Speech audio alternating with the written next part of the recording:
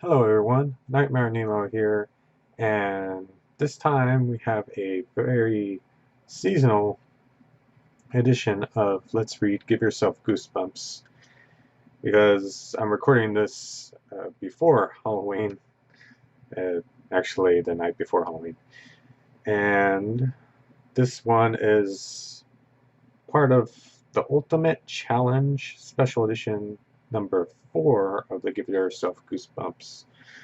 And we'll get into why exactly it's special other than it's actually centered around Halloween. So this is One Night in Payne House, and Payne is spelled Pawne for some reason. And at the bottom, there's actually a tagline that says there's only one way out. So just a brief refresher, if this is your first time listening to this series, Let's Read Give Yourself Goosebumps is basically where I pick a Give Yourself Goosebumps book. I try to get a good ending with 3 attempts. So, we could reach a bad end 3 times. And if I use up all those attempts, and that's basically it, that means we lose. So, but it's always a good time. It's always fun to see where our decisions lead us.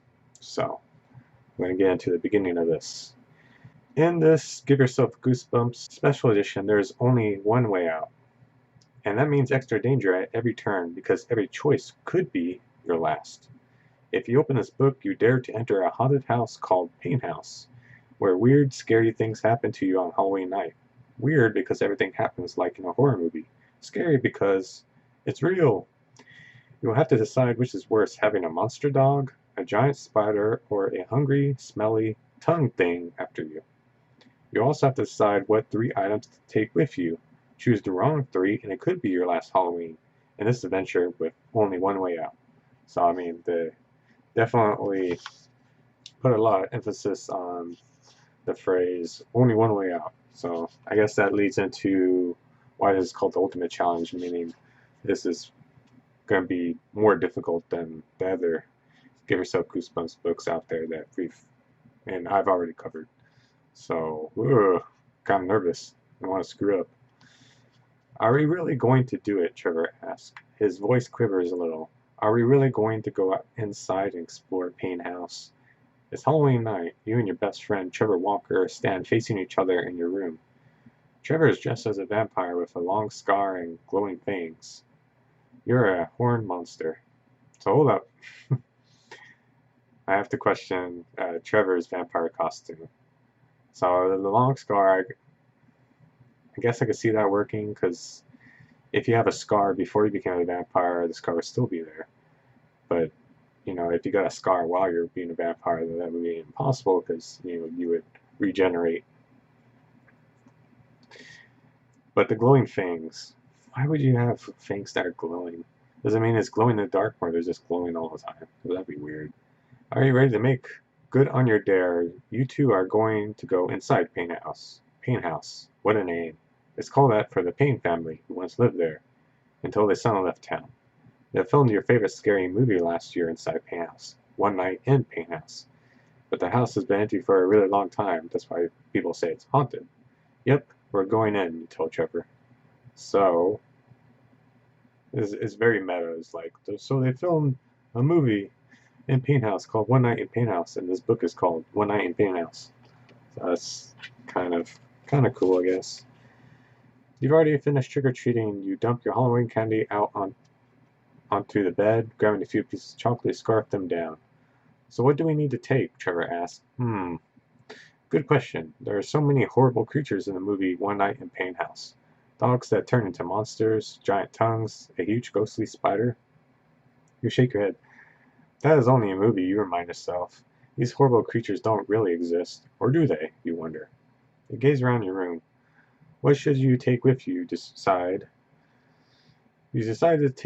to carry only 3 things. Otherwise you'll be too loaded down. And you definitely want to keep your hands free, just in case. Just in case you need to smack somebody.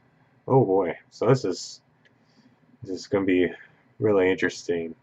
So actually, this reminds me of another Choose Your Own Adventure series. It's pretty old, and I don't know if you kids have ever heard of this. It's called the Lone Wolf series, and it's basically Choose Your Own Adventure book, but it's like an RPG, so you can take you can equip yourself with items, weapons, and stuff, and skills and spells and stuff.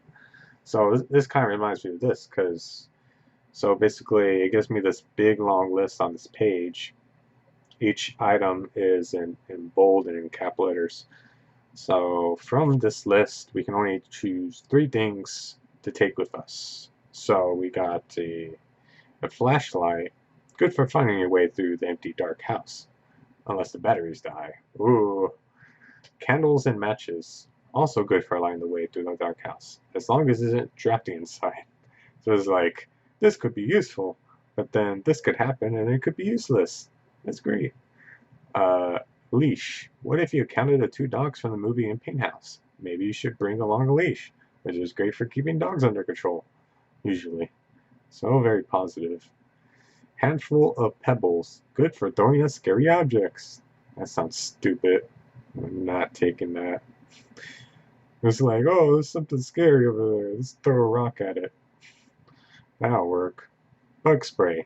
What if you run into that giant spider from the movie while you're in the house? You might want bug spray with you for protection. Baseball bat for protection. Halloween candy in case you need a snack. White sheet for pretending to be a ghost. Could be useful. Paper and pencil for writing notes and for making a map of the rooms in the house. Canned string, a good joke item.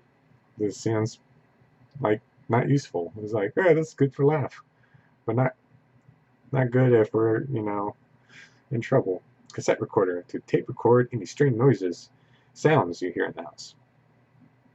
So for sure, I'm gonna take the paper and the pencil. I think that's only 1 item, right? So paper and pencil. Let's take some notes. Let's take the flashlight. So that's number 2. And then let's see. Let's take the leash. So that'll be the 3rd thing. So, as you whisper, you and Trevor stand in front of Payne House, staring at it. Yeah, that's it. Alright, Trevor responds.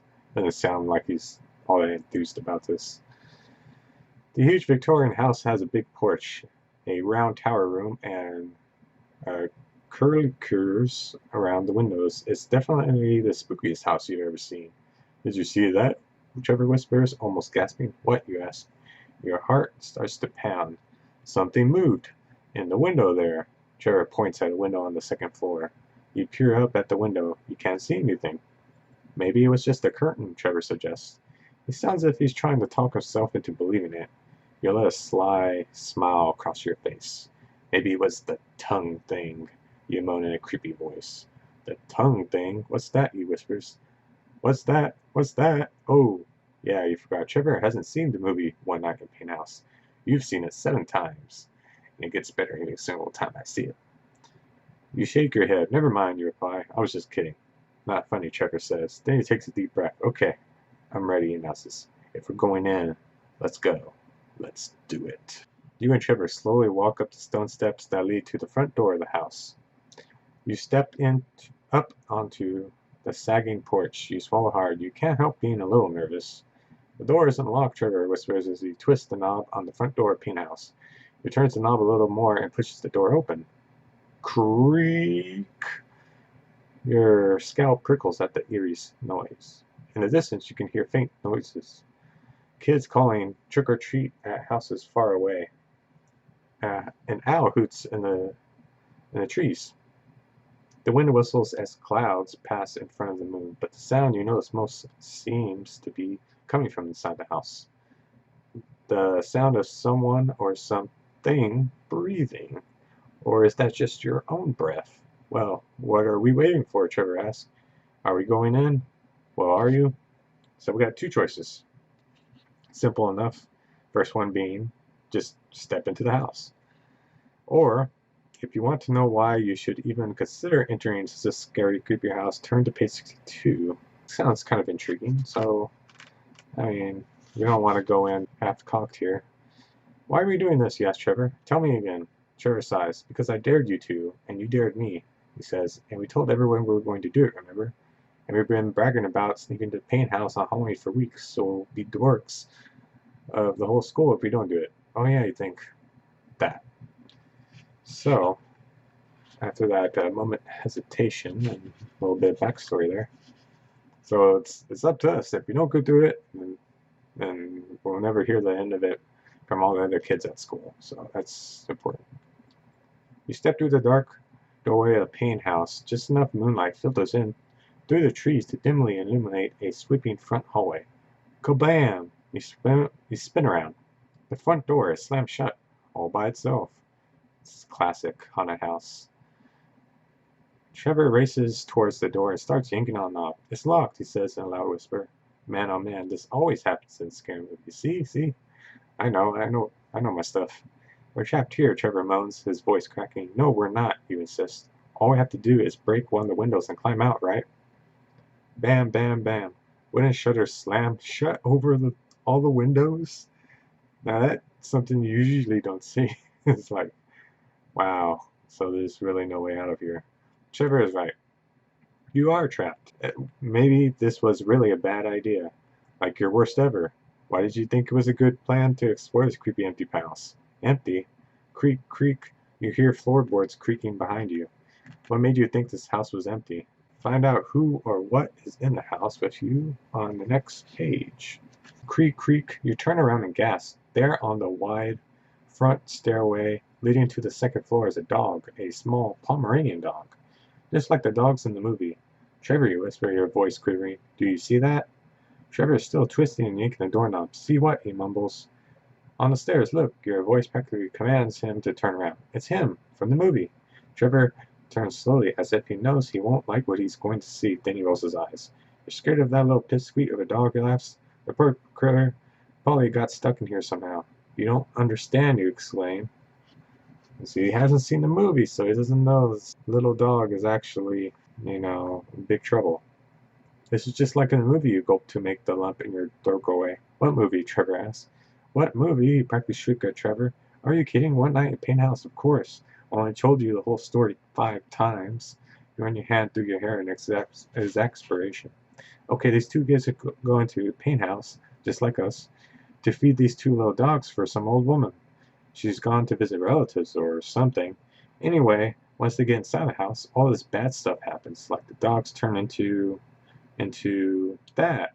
You point the stairway, frozen with terror. I'm guessing it's going to turn into a giant dog, like the cover, I guess.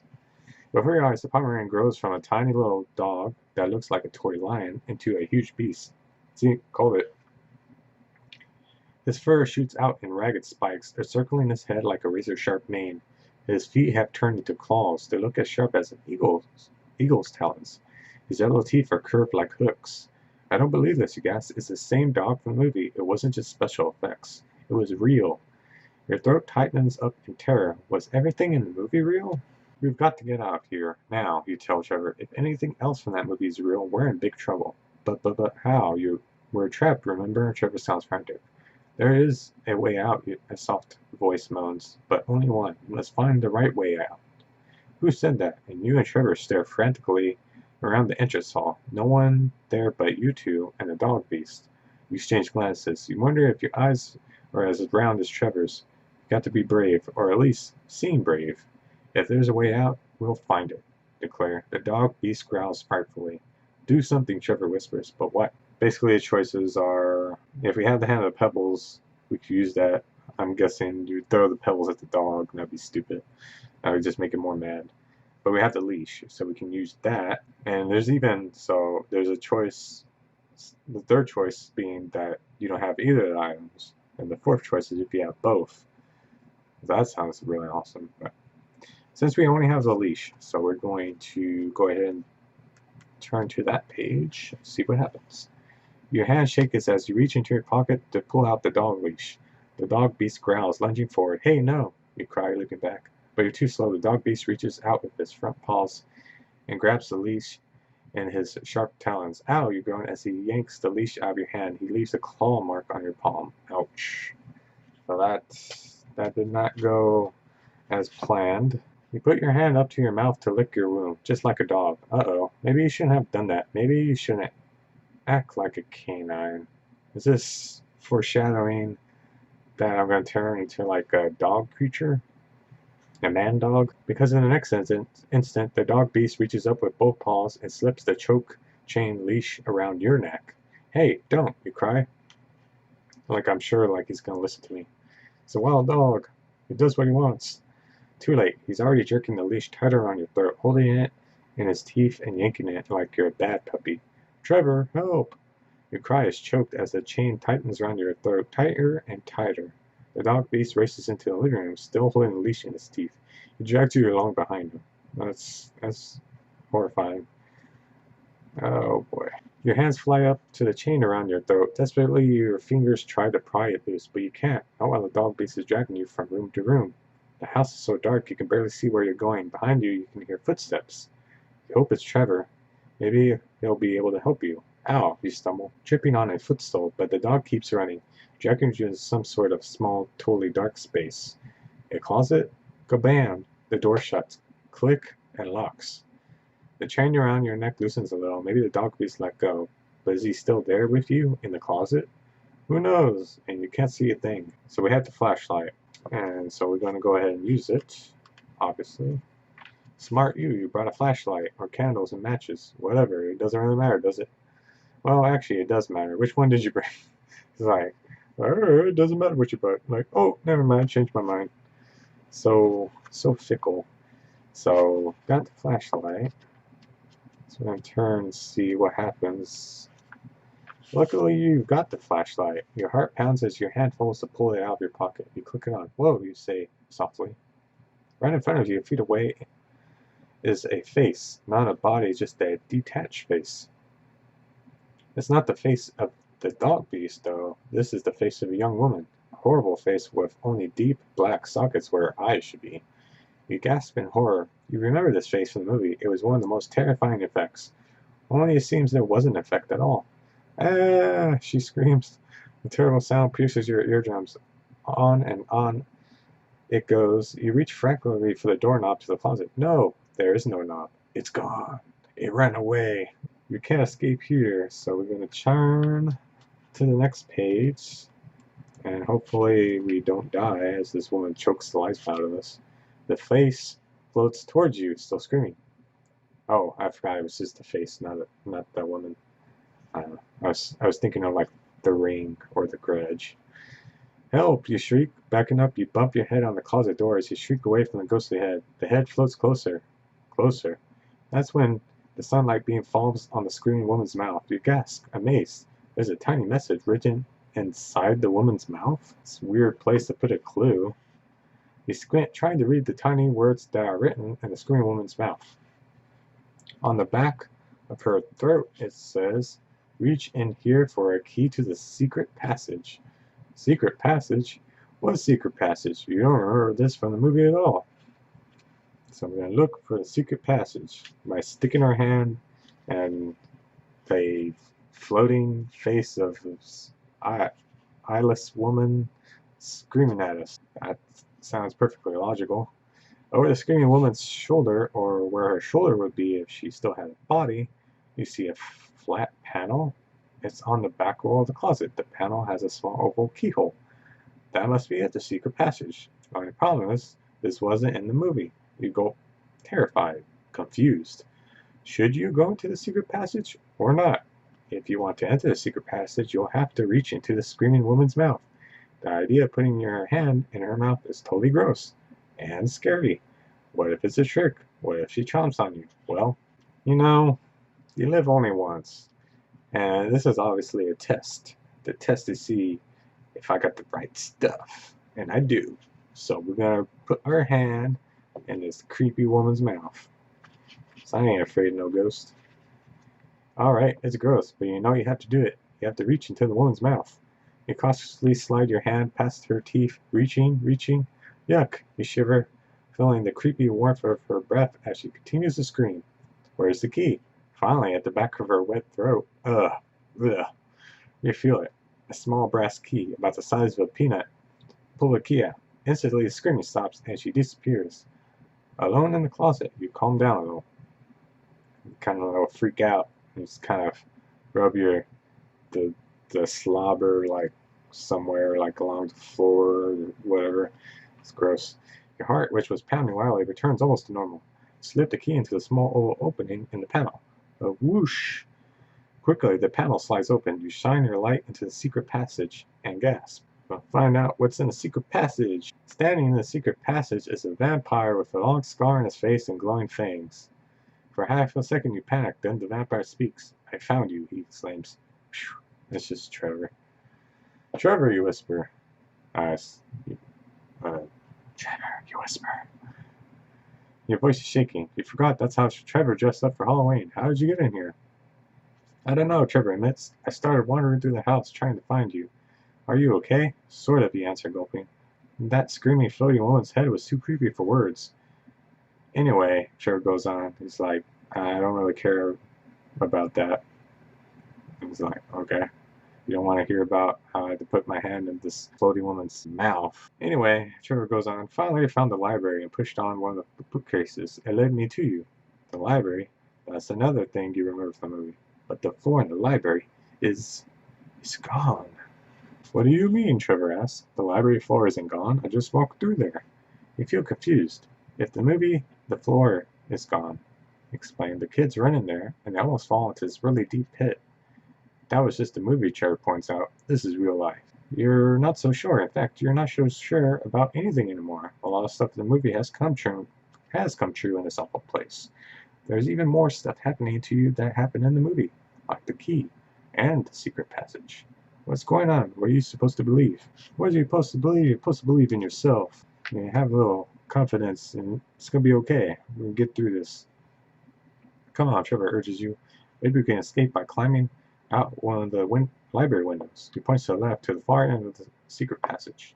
I don't know, you mutter. You don't like the idea of doing something that led to trouble in the movie.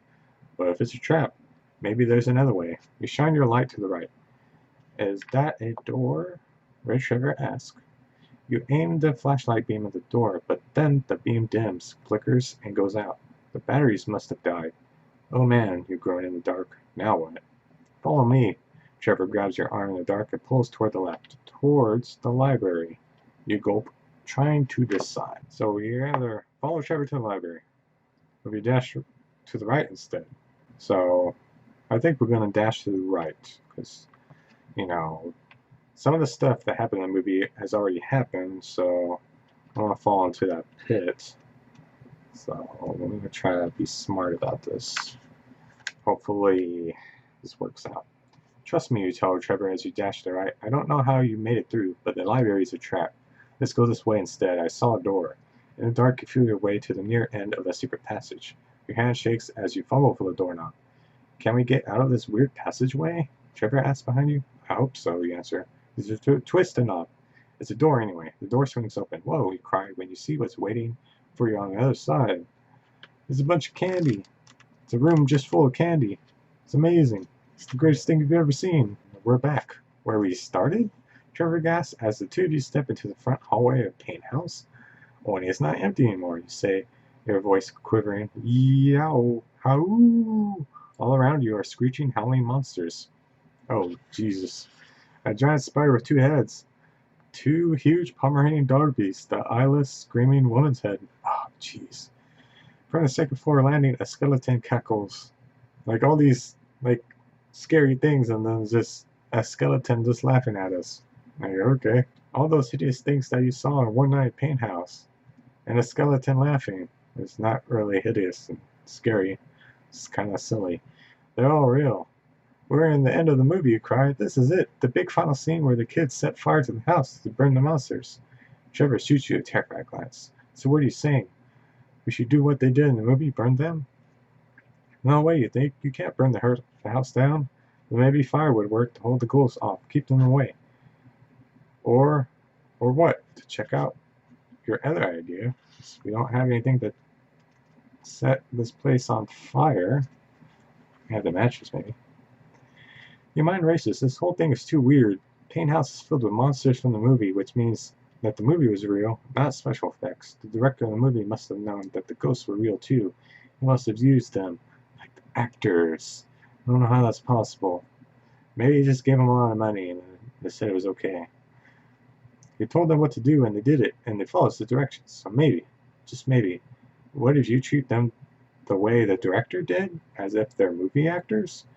What if you yell cut? And that's what a movie director would do if you wanted them to stop performing. If you yell cut, maybe they'll stop haunting you. Gotta decide, do you try to scare the ghosts with fire or yell cut? That depends. You can't use fire if you don't have any matches. So, you guessed it, the first option is to use the candle and matches with you, but we don't. So we're just going to pretend that we're some famous movie director and say cut and see what happens.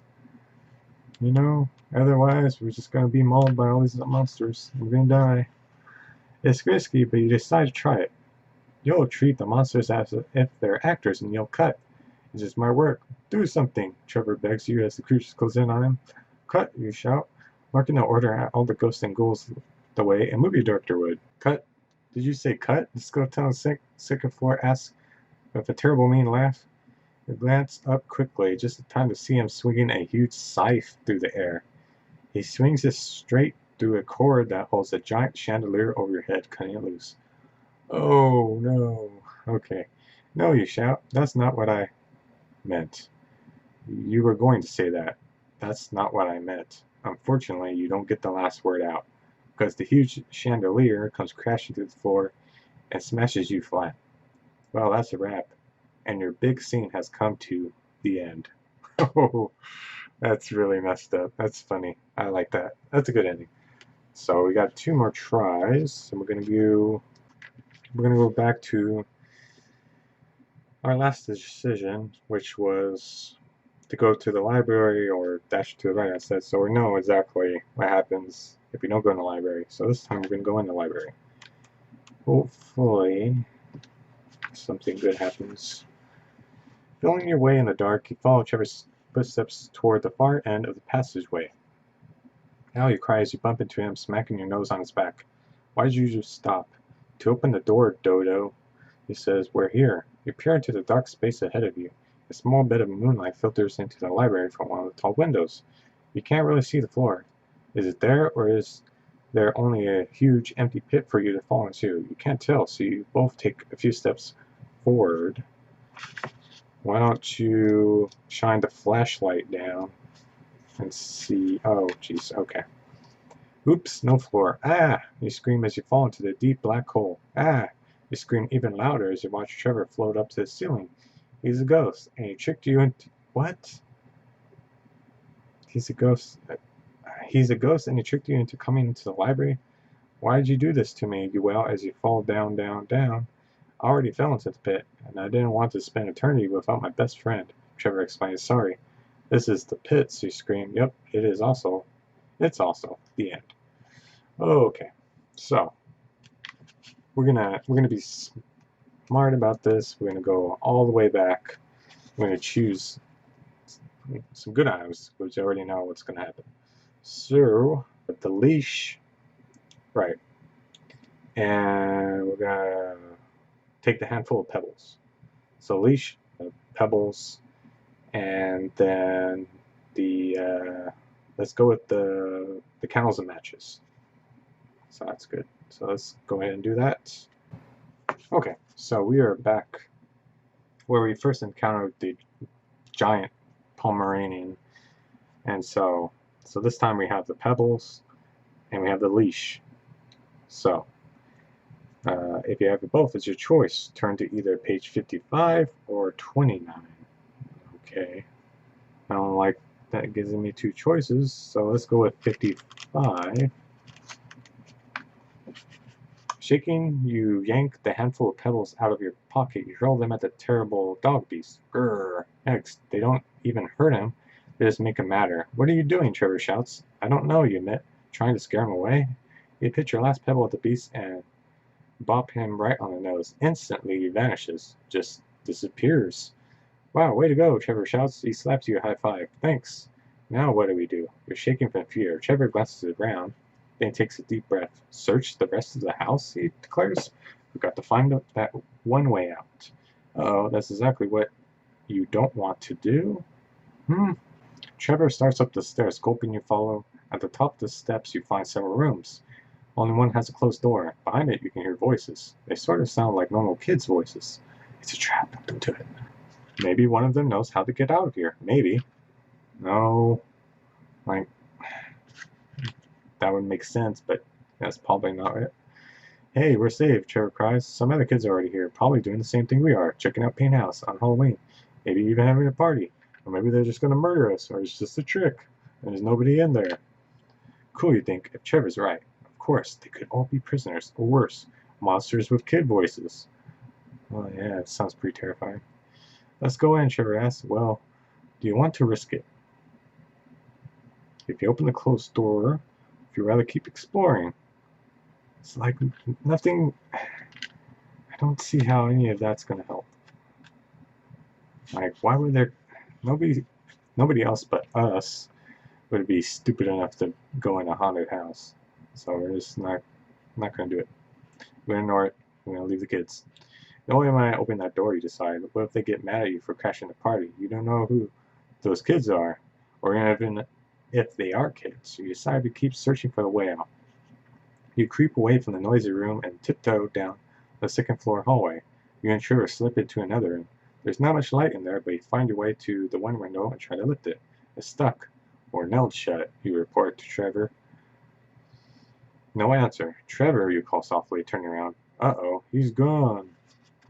Maybe he turned into a ghost. Trevor, you call again. You creep back toward the hall. Still no answer. You gulp, swallowing hard. Where did he go? Did something bad happen? Or is he just wandering around, trying to find another way out? Your heart pounds as you creep down the hallway in the dark, searching for him. In a room at the end of the hall, you hear footsteps. Trevor, you whisper. In here, he whispers back. You step into the room slowly. At first, you can't see a thing. It's too dark. Finally, your eyes adjust. You glance around. The room is empty. No furniture. No ghosts. No Trevor. Trevor, where did you go? You call quietly. No answer. Is he trying to scare you, or is he gone? Don't be scared. Go to the next page. He's probably just going to jump out and just try to scare us. Your heart is still racing as you stand there in the dark. Either Trevor's going to jump out and yell boo, scaring you to death, or some kind of horrible ghoul is going to jump out, scaring you to death. So it's same result, basically. Well, not really, because the ghoul would probably eat our face. For a minute, you are frozen, too terrified to move. Then you start to think, why should you just stand around and wait to be scared? Wouldn't it be better to hide in a closet yourself? Then, if Trevor comes back, you can jump out and scare him. And if Trevor doesn't come back, well, then you'll be hiding, which is much more safer than standing here in the dark. You slip into a closet and close the door. Uh-oh. You can't see anything, but you can feel something. Something cold. Chilly hands. Rubbing your face. It's Trevor being a jerk. No. Oh, no. Sorry, guys. There's someone in the closet with you. Your heart starts pounding so fast you think you'll faint. You can't take these scares anymore. In fact, you're so scared, you run down the hall screaming for Mommy and Daddy. Too bad you chickened out. You should have stuck around a little longer. Then you would have discovered that those cold hands in the closet belonged to Trevor, so you called it. That's right. You thought you were playing a joke on him, well, the joke's on you. The end. So, I don't know, that ending's kind of ambiguous. Like, I guess that could be a good ending, I suppose, like technically. Because, I mean, you run away. It doesn't say you exactly run out of the house screaming for Mommy and Daddy. But I suppose, I mean, if you run out of the house and there's still a bunch of monsters running around, that would alert them. The monsters would come and kill you or whatever. And I suppose that'd be it. So, I guess that is a bad end. I mean, you know, if you want, you could think of that as a good ending, I suppose. I don't know. It's kind of a light way to go out because it doesn't really say exactly what happens to you. So you can just use your imagination and just pretend he just runs out the house screaming for Mommy and Daddy. So if that makes you feel any better.